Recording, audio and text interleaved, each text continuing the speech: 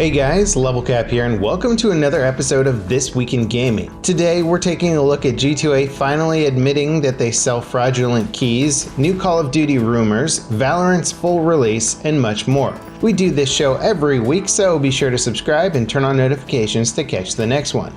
A notorious Call of Duty leaker may have confirmed what we've been speculating for months. The next Call of Duty game might be Black Ops Cold War. Rumors that this year's entry into the franchise would be a Black Ops reboot have been buzzing for months. There's also a lot suggesting that Warzone isn't getting replaced anytime soon. It seems likely that Warzone will continue getting updates with content that ties into the next Call of Duty title. Recent additions to the Battle Royale mode, like a secret bunker with the Cold War callbacks and Easter eggs, suggest that the mode is serving in part as an Easter egg for the next Black Ops game.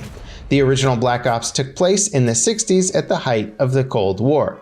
It's not uncommon for developers to bury Easter eggs in Call of Duty titles that reference other games or future content, but this is the first time they've treated one game almost like a marketing platform for the next. If Warzone ends up being more of a standalone game that's updated alongside whatever Call of Duty game is currently the hot title, it would make a lot of sense for it to tease or even reveal the next game. And despite a ton of speculation, nobody really knows if the mysterious nuke tucked away in Bunker 11 on the Warzone map is a tie-in with a future game or just hinting at an event or update for the Battle Royale mode. Given what this leaker has alleged, it wouldn't shock me if it was a bit of both. One thing that we know for sure is that Captain Price will likely be the next operator added to Modern Warfare with Season 4's update. Season 3 is ending soon, and a teaser for the 4th season recently made its way online. Captain Price's iconic hat is featured prominently in this teaser. As for the stuff we play right now, it seems like that recent RPG nerf Infinity Ward did in the game's most recent update was actually a buff. YouTuber Exclusive Ace is claiming the RPG now does more maximum damage, but within a slightly smaller radius. Before the update, the RPG could one-hit kill somebody with splash damage. After the update now, the RPG's splash damage will kill a full health and armor player within 9 meters of the blast. G2A is a gray market game key reselling website that made a name for themselves with their suspiciously low prices. Over the years, several developers from indie scene all the way up to AAA studios have accused G2A of selling keys obtained illegally.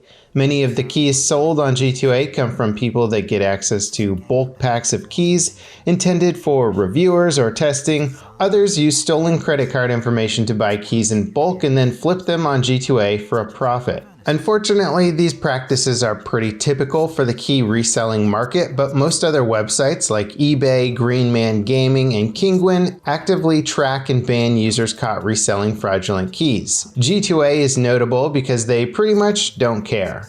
In fact, they offer a paid protection plan if your key gets deactivated. So not only do you have to take the risk of buying a key that's been obtained illegally, but G2A charges extra to protect your purchase against something that shouldn't have been allowed to happen in the first place. Until now, G2A have been dismissing all the claims that they sell fraudulent keys. However, this week they finally admitted to selling fraudulent keys of the survival sim game Factorio and have paid the developers $39,600. Last year, G2A pulled a huge publicity stunt saying that they would pay any developer 10 times the cost of whatever they lost on G2A because of fraudulent keys. Factorio's developers are the first to collect on the promise. The offer was a limited time thing, and G2A still haven't committed to denying the sale of fraudulent keys on their website. It's more than likely it will continue to be a safe haven for criminals who steal credit cards or obtain bulk game keys in some other illegal way. Valorant's closed beta is coming to an end on May 28th. The game will launch properly on June 2nd. All progression made during the beta will be reset except for some of the select reward items. The store will go offline, all of your purchases will be refunded with a 20% bonus, and anyone that didn't get into the beta will get a special banner anyway. The big question is, what content will be coming with the June 2nd launch? Right now, it looks like there will be a new map, operator, and game mode. The new mode hasn't been revealed and won't be a deathmatch mode, but that's in the works for a future update. As for the new hero and map, there's no telling what they'll actually be like. Now, one might wonder, is the game just going into open beta, or if it's the actual official launch on June 2nd? The game is still a far cry from a well-balanced, bug-free competitive title. If they roll it out on the 2nd as a big-name competitive shooter and try to push it as such with esports events, it could potentially blow up in their face. If someone performs a game-breaking exploit in a tournament, it could spell disaster for the competitive integrity Riot have pushed so hard for Valorant. It seems like a bit more time in beta might be a wise move, considering how some of the map exploits and massive issues with the game's hit registration have been found just in the last few weeks. Speaking of hit registration issues, some big ones that have plagued Apex Legends' latest update have finally been resolved. The game's Season 5 update broke hit registration across the board, resulting in many gunfights that have a tainted outcome. This issue wasn't necessarily catastrophic or anything, but it was a noticeable issue. Thankfully, whatever lingering issues that caused the problem have been resolved, and everything should be back to normal now. Respawn have also set up a new satellite office that will focus exclusively on developing content for Apex. It's unclear if this means Respawn's main studio is moving on from the game or needs the additional workforce to maintain it. Unlike most studios with major battle royale games, Respawn have been very strict about how much content they pump into the game to avoid overworking and burning out their employees. A dedicated studio for the game makes a lot of sense, and it'll be interesting to see how much freedom they're given with the game. A mobile game called Area F2, a carbon copy of Rainbow Six Siege, recently caught the attention of the original game's developer Ubisoft. Ubisoft sued Google and Apple for failing to act on the game's fairly egregious copyright infringement. While the game has been online for some time, it seems like recent videos by Basically Homeless and other YouTubers raised its profile enough that Ubisoft finally took notice. These videos point out similarities between Area F2 and Siege. Ubisoft's argument in the lawsuit was that the mobile game was similar enough for people to genuinely confuse it with their own game.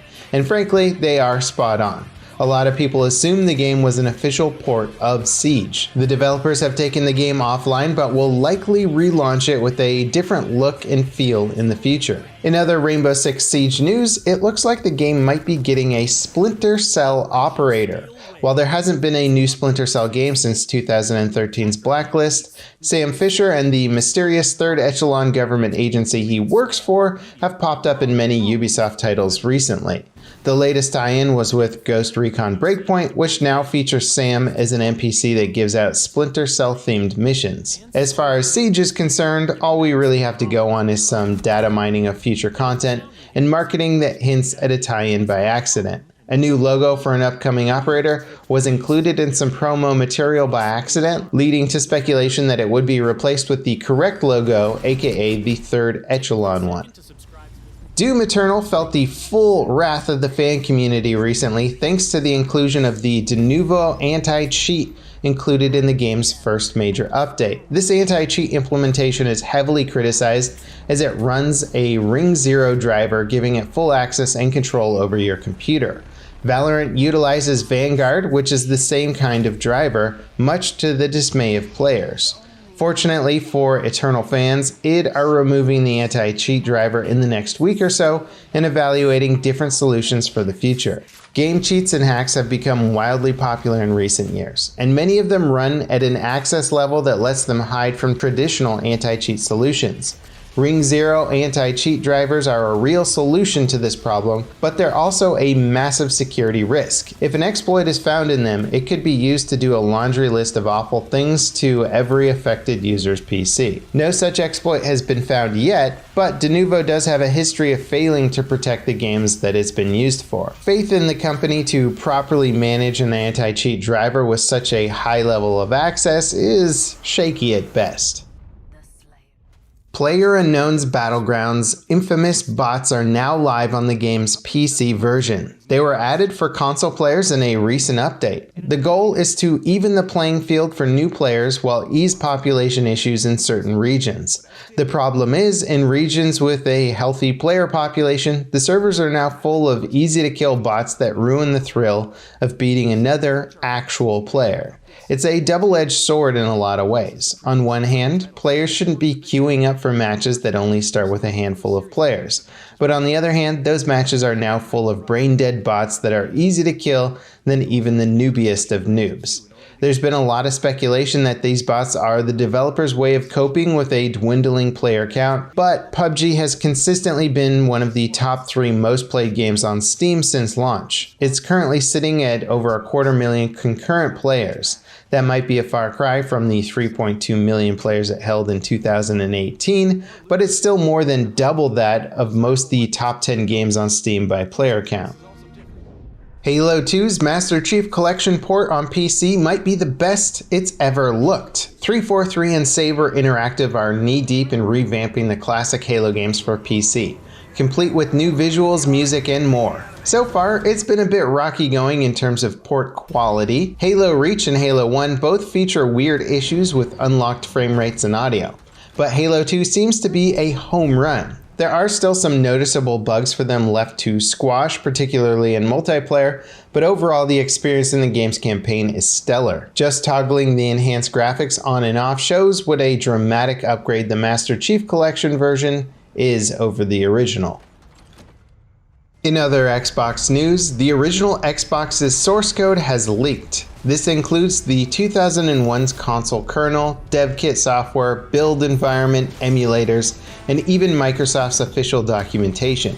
The leak could be a massive boon to the progress on original Xbox emulators. Unlike the other consoles, the Xbox used a kernel that has been incredibly hard to reverse engineer.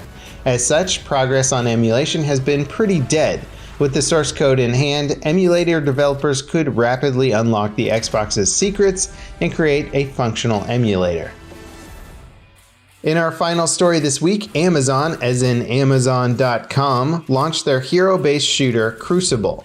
It's a third-person shooter with a variety of content to explore, but it's mainly positioned as a PvP shooter. And while its initial launch was a little roughed up thanks to a network and server issue, reviews have focused on the game's lack of basic features. Right now, the game has no voice chat system, which is kind of important in a PvP team-based shooter.